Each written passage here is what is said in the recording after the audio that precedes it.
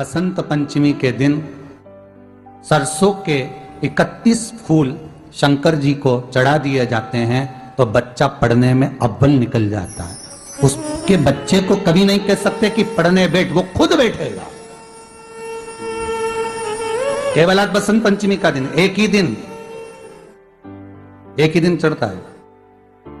और बाकी के सरसों के फूल आपको मालूम है कि रोग मुक्ति के लिए तो होते ही हैं। ये तो आपको पहले भी वर्णन किया है महाराज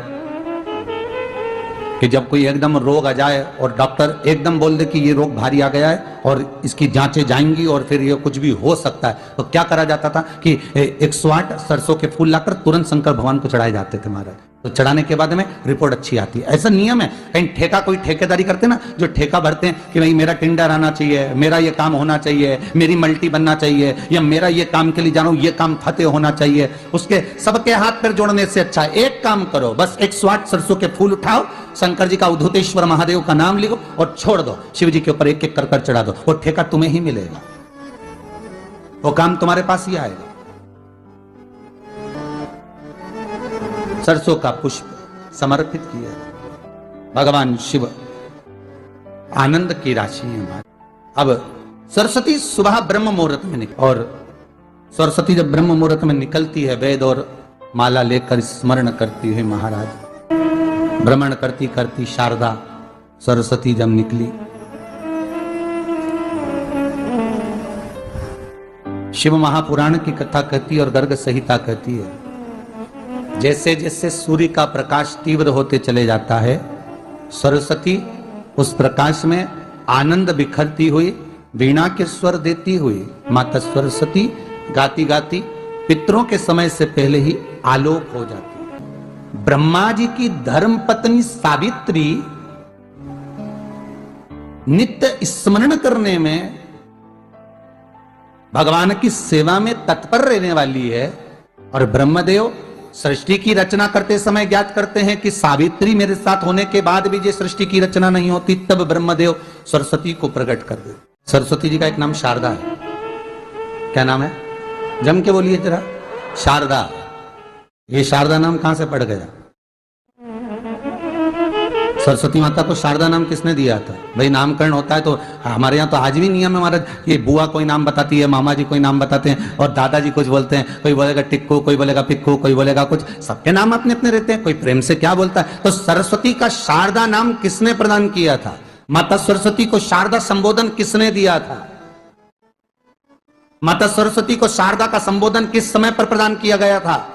जिस समय पर शंकर और पार्वती भ्रमण पर निकल रहे थे और भगवान ब्रह्मदेव सरस्वती को ढूंढ रहे थे, और माता सरस्वती को ढूंढते हुए ब्रह्मा जब भगवान शंकर की साक्षी में पहुंचे हैं, तब भगवान शंकर से ब्रह्मदेव ने कहा, आप कहीं सरस्वती को देखें तो मुझे भेजिएगा, मेरे पास में भेजिएगा। शंकर भगवान ने उसी समय पार्वती से कहा, पार्वती, जैसे एक स्त्री जो पतिव्रता धर्म का पालन करने वाली है, एक नारी पतिव्रता धर्म का पालन करने वाली होती है, पति को परमेश्वर मानने वाली होती है, पति के चरणों का रसतत्व ग्रहण करने वाली होती है, तो वो पर पुरुष का स्मरण नहीं करती। उसी तरह एक पति जो अपनी अर्धांगिनी के साथ में रहे और अर्धांगिनी के साथ चले, तो पर नारी का स्मरण नहीं होना चाहिए। तो एक काम करो पार्वती, तुम उस सरस्वती को बुलाना प्रारंभ करो। अब पार्वती जी ने कहा, सरस्वती तो मेरी बहन जैसी है, सरस्वती तो मेरी सखी जैसी है, अब मैं उसको अगर बुलाऊं, आवाज दूं, अच्छा नहीं लगेगा। तो माता पार्वती जब ढूंढते ढूंढते ढूंढते ढूंढते शंकर भगवान के साथ में भ्रमण करती करती पहुंची, तो क्या देखती है माता पार्वती कि एक सरोवर के पास में माता सरस्वती बैठकर सरोवर में अपना मुखाग्रविंद देख रही थी। श्वेत वस्त्र था मेरा माँ का और बड़ी सुंदर गले में माला पहन रखी थी माता सरस्वती ने, और एक सरोवर में माता सरस्वती अपने मुख को जब निहार रही हैं, उस दर्पण के भाव में अपने प्रतिबिंब को देख रही हैं, तब उस समय पर माता पार्वती ने कहा, शारदा, सरस्वती को लगा कि मेरा संबोधन ये किसने कहा, पलट कर देखा, सरस्वती ने कहा, पार्वती तुम? हाँ, मैंने तेरा जो दर्पण में प्रतिबिंब देखा है तेरा स्वरूप देखा, पर तू इतनी सुंदर है, पर तेरा जल में जो स्वरूप देखा ना वो नीला दिखाई दिया, थोड़ा सा श्याम दिखाई दिया, इसलिए मैंने तुझे शारदा कह दिया। आज भी हमारे मध्य प्रदेश के कटनी और सतना के बीच में मैहर में आज भी शारदा भवानी विराजमान है महाराज।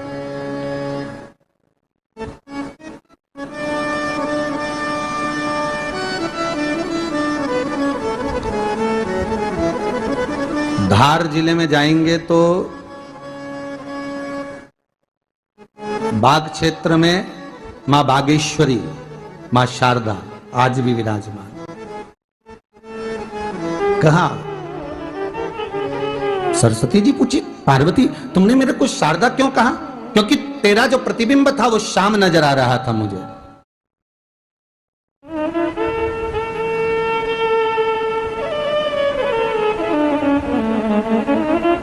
उस प्रतिबिंब को देखकर मैंने तुझे शारदा का संबोधन दिया। तुम्हें ब्रह्मा जी बुला रहे हैं। सरस्वती ने कहा, पार्वती मैया दीदी, आपने मुझे जो नाम दिया है, जगत के लोग, संसार के लोग मुझे इस नाम से जब पुकारेंगे तो ये शारदा, ये सरस्वती स्वयं उसके कंठ पर, उसके मस्तिष्क पर सदा विराजमान रहेगी, ये शारदा बनकर। इसलिए हमारे स्कूलों में, हमारे काव्य ग्रंथों में, हमारे जो कविगण रात्रि को जो काव्य पाठ करते हैं, कविता का स्मरण करते हैं, वो सरस्वती की वंदना नहीं करते, हे शारदे मां, शारदा की वंदना करते।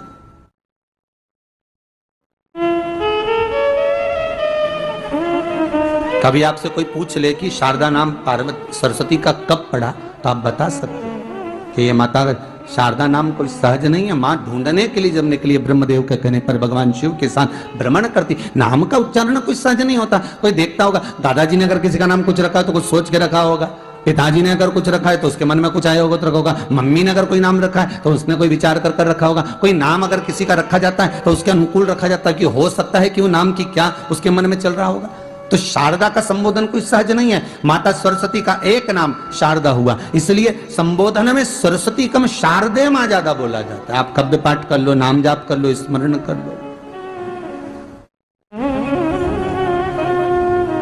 चाहे वो विकलांग पैदा हो, पर जो शिव ने सोचा, रोती हुई सुजाता हाथ में जल लेकर महादेव को समर्पित करती है और चरण पकड़ लेती है। चरण